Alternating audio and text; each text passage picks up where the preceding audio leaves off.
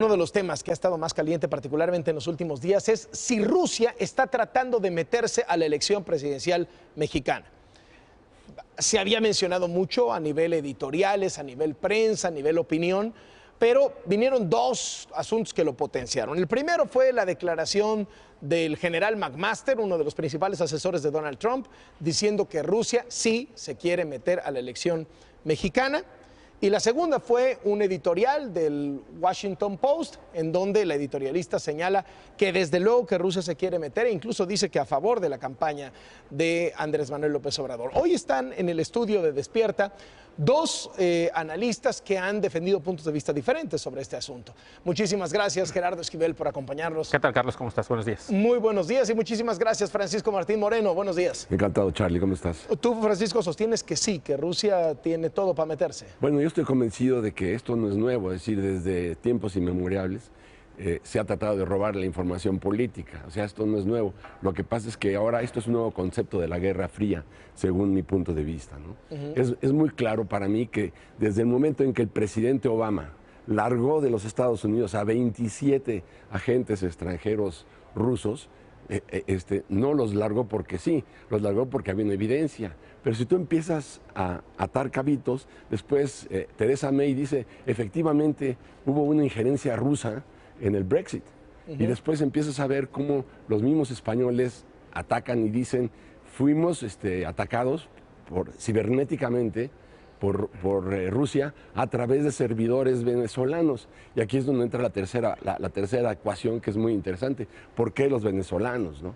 Entonces, para mí es evidente, el propio INE ya ha tomado medidas en el asunto porque ha tratado de blindar el sistema, porque han percibido ya infiltraciones en el sistema de voto en el extranjero. Entonces, para mí hay una gran cantidad de evidencias e intenciones en ese sentido. Vemos con claridad que va a haber elecciones en México, en Colombia y en Brasil. Y en los tres hay un común denominador igual. Pero México es un factor especial por nuestra vecindad con los Estados Unidos. ¿A favor de alguien en particular se está metiendo Rusia?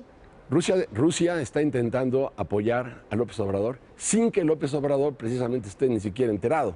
O sea, el chiste está en que lo que quieren es crear una efervescencia política en México y en Centroamérica, blindada con Venezuela, que sería la segunda pata de la pinza, para lograr crear aquí una convulsión en nuestro país. Y de tal manera que después Putin lo que pretende con todo esto es hacerse de cartas de negociación con los Estados Unidos. ¿Para qué? Para que lo dejen en paz en Crimea y lo dejen en paz con Ucrania. ¿Cómo la ves tú, Gerardo Esquivel? Bueno, a mí me parece que toda esta visión de la intervención rusa es una exageración, no porque no pueda ocurrir, sin duda podría ocurrir y sin duda podría haber elementos para los rusos que les podría interesar participar o intervenir de alguna manera en elecciones fuera en otros países. Pero sí me parece que es una exageración derivada de un hecho real, que es la intervención rusa en el caso de la elección norteamericana. Pero ahí la intervención es muy distinta. Es una intervención en la que, como se sabe, hay de hecho una investigación que puede afectar incluso al propio presidente Trump. Ahí la intervención fue mediante el hackeo y diseminación de información, claramente en alianza con un partido político que buscaba el acceso al poder y que lo logró. Y en ese sentido me parece incluso más preocupante la declaración del general McMaster. Él es parte de un gobierno que de hecho se sabe que llegó al poder con enormes sospechas de la injerencia rusa y que denuncia intervención rusa en el caso mexicano. Bueno, esto es de locos.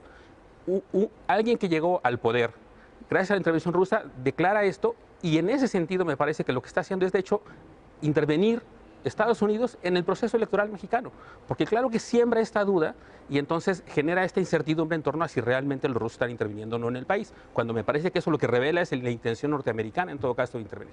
Ahora, ¿cómo va a intervenir? Lo que nunca nadie ha dicho exactamente es cómo va a intervenir, distinto al caso de Estados Unidos.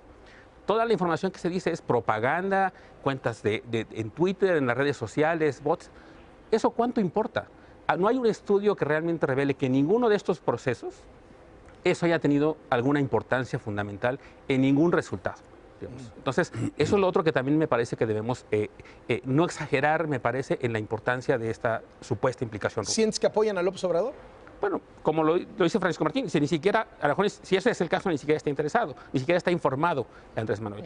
Ahora, yo no veo en nada de esto, me parece, no he visto ninguna evidencia que sugiera, excepto especulaciones, de varios editorialistas que sugieren que ese es el canal. Yo, sinceramente, no encuentro ninguna evidencia, excepto una cosa que dicen, que es la que podemos hablar ahora, que es la participación de un intelectual mexicano, un intelectual público, un académico, en una intervención de 2 minutos a la semana en un canal de televisión ruso que pasa en la televisión privada, 2 minutos a la semana, hablando del caso de México. Washington Post, la editorialista del Washington Post, esta especialista en temas internacionales, señalaba que uno de los principales asesores de López Obrador, John Ackerman, tenía una colaboración con Russia Today, que es un medio de comunicación afín al Kremlin, según lo describe, y decía que lo presentaban como nuestro hombre en México, ¿no? Pero bueno. Y lo es. Yo te diría que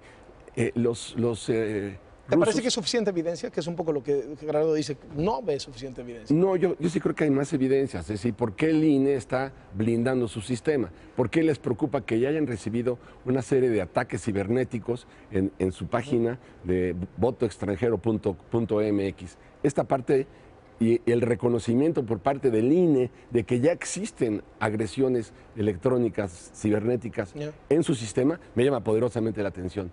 Pero, ¿qué es lo que sucede? Siempre, por ejemplo, en el caso de Francia, Putin apoyó a la señora Le Pen.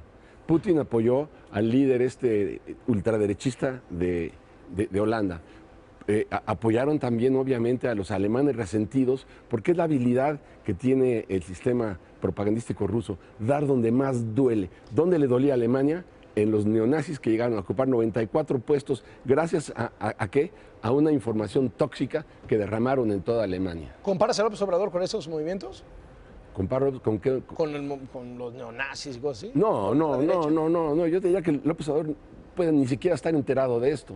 Pero lo que sí creo es que los 3.500 millones de dólares que le dio Putin ahora a Venezuela, se los dio condicionados también a una serie de operaciones de estas. Por eso los españoles se quejan y dicen, cuidado, los hackeos que estamos recibiendo en Cataluña vienen de Venezuela. Y la plataforma que van a utilizar los rusos para infiltrarse en México, que también ya lo están diciendo, son los propios sistemas venezolanos.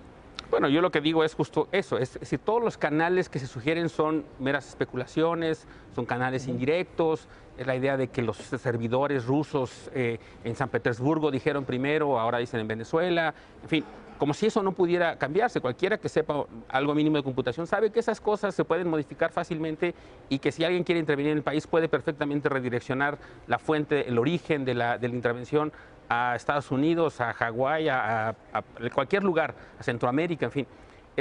Es decir, en ese sentido me parece que toda la evidencia que se plantea como la intervención rusa, y noten que esto ha llegado incluso a las campañas, lo acabamos de ver en la noticia previa, donde incluso el candidato del PRI habla de que López Obrador está aprendiendo ruso. Bueno, eso me parece que es más indicador de una señal de una especie de posicionamiento político, más que una verdadera preocupación sobre la intervención ¿sientes que rusa. Es una guerra sucia?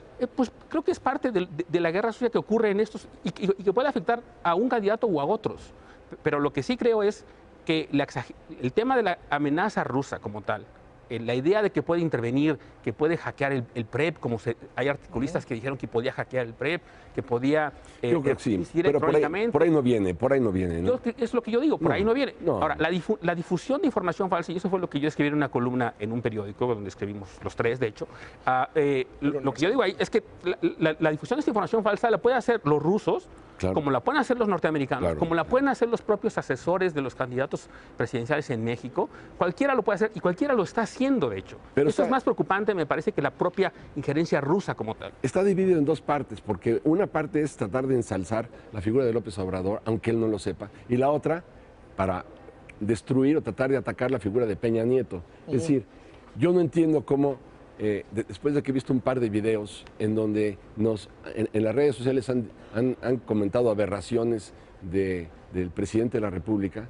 después ves el video original y te das cuenta que está alterado. El punto está aquí, ¿quién lo alteró, verdad? Yo no tengo los conocimientos cibernéticos como para decir quién lo alteró, pero tampoco entiendo por qué el gobierno de la República no protestó cuando está viendo que están trucados, que están manipulados los videos con los que están destruyendo la imagen del presidente.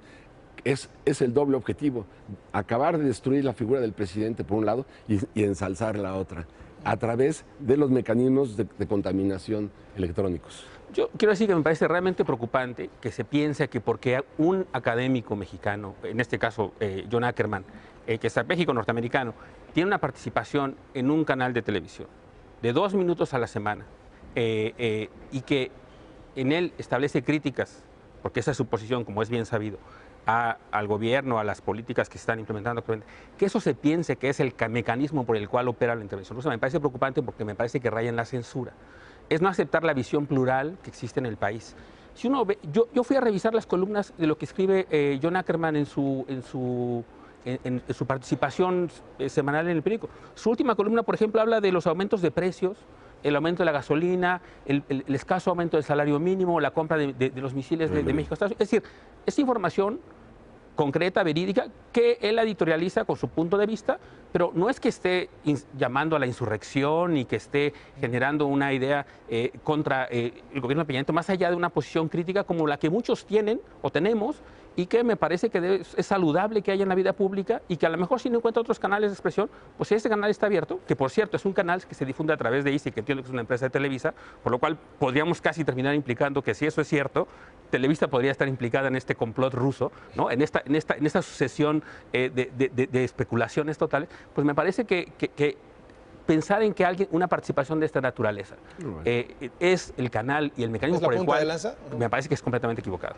Yo estaba leyendo ayer las declaraciones del presidente Macron en relación a Russia Today y son seriamente preocupantes. Él está muy alarmado por esto. Pero también el propio Twitter y Facebook en los Estados Unidos prohibieron los anuncios pagados de Russia Today y de Sputnik. Ninguno de los dos. Entonces, de que esta es una nueva guerra fría, una guerra que no hemos conocido, a la que estamos entrando en este momento, no tengo la menor duda. Y que los mexicanos tenemos que levantar la antena, y que Gobernación tiene que hacer lo mismo, y que el INE tiene que hacer lo mismo, y que FEPADE tiene que hacer lo mismo, ni duda cabe, porque la toxicidad viene.